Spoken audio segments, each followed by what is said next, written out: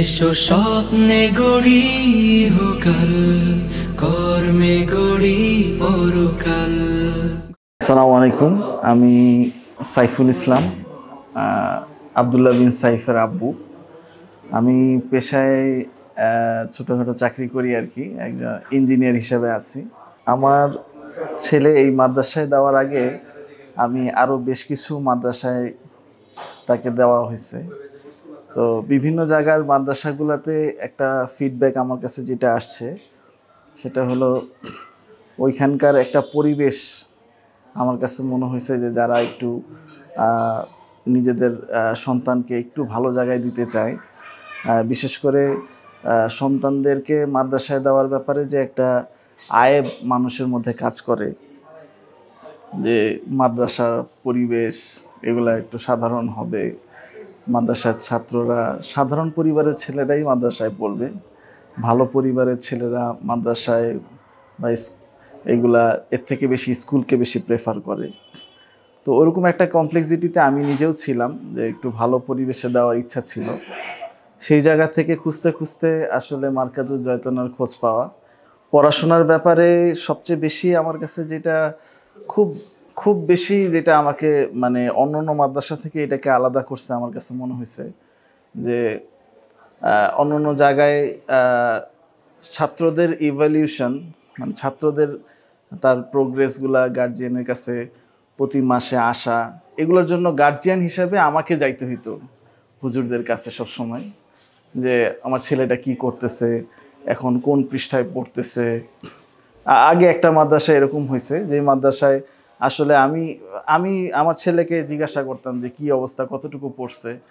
তো ওই মাদ্রাসায় দেখতাম যে ওই একই পৃষ্ঠা প্রতিদিন পড়তেছে। তো আমার একটা ধারণা ছিল যে মনে হয় যে ও ওই পড়াটা করতে পারতেছে না, কিন্তু পরে আমি খোঁজ নিয়ে দেখলাম যে ওই ওস্তাদ তাকে পড়াই ধরতেছে না, যার কারণে এক সপ্তাহ যাবৎ সে একটা পৃষ্ঠাতেই আছে।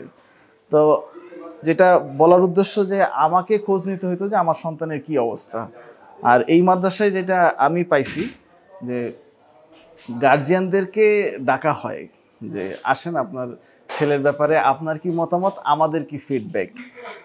ওস্তাদরা এসে ছাত্রদের ব্যাপারে গার্জিয়ানদের সামনে বলেন, এবং গার্জিয়ানদের পক্ষ থেকেও ওস্তাদদের ব্যাপারে যদি কোনো ফিডব্যাক থাকে সেটারও দেওয়ার সুযোগ আছে। এটা আমি অন্য কোনো মাদ্রাসায় দেখি নাই। আরেকটা হলো পরিবেশের ব্যাপারে, তো অন্য যে কোনো পরিবেশ থেকে আলহামদুলিল্লাহ যেটা বলবো যে অন্য মাদ্রাসাগুলোতে যেটা আমি দেখছি, আরও 2-3টা মাদ্রাসা ওকে দেওয়া হয়েছে, এটা হলো 3 নাম্বার মাদ্রাসা। ওই মাদ্রাসাগুলোতে দেখছি যে একজন ওস্তাদের আন্ডারে 60 থেকে 70 জন বাচ্চা পড়তো, বা আরও বেশি অনেক সময় হয়। দেখা গেছে যে একটা ব্যাচের নাজেরা সব একটা ছাত্রের কাছে, একটা ওস্তাদের কাছেই সবাই পড়তেছে।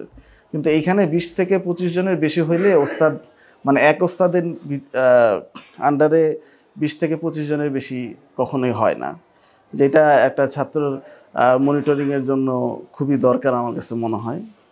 তো আল্লাহ তাআলা এই মাদ্রাসাকে ভরপুর কবুল করেন, এবং মানে মাদ্রাসা সম্পর্কে মানুষের যে একটা কনসেপ্ট, সেই কনসেপ্ট এই মাদ্রাসা আশা করি দূর করতে পারবে। যে বাচ্চাদেরকে প্রহার করা হয় মাদ্রাসায়, মাদ্রাসা মানেই বড় বেতের জালি, মাদ্রাসা মানেই ছাত্রদের অনেক পেরেশানি, অনেক কষ্ট হবে, মাদ্রাসা মানেই ছেলেদেরকে একেবারে, সন্তানকে একেবারে বিকিয়ে দেওয়া, ছেড়ে দেওয়া। এই মেজাজ থেকে ইনশাআল্লাহ মানে আমাদের সমাজকেও অনেক চেঞ্জ করবে ইনশাআল্লাহ। এই মাদ্রাসা অনেক প্রভাব ফেলবে আশা করি দিনের ক্ষেত্রে। আল্লাহ তাআলা আরও আগে বাড়ার তৌফিক দান করেন। স্বপ্নে গড়ি ইহকাল, কর্মে গড়ি পরকাল।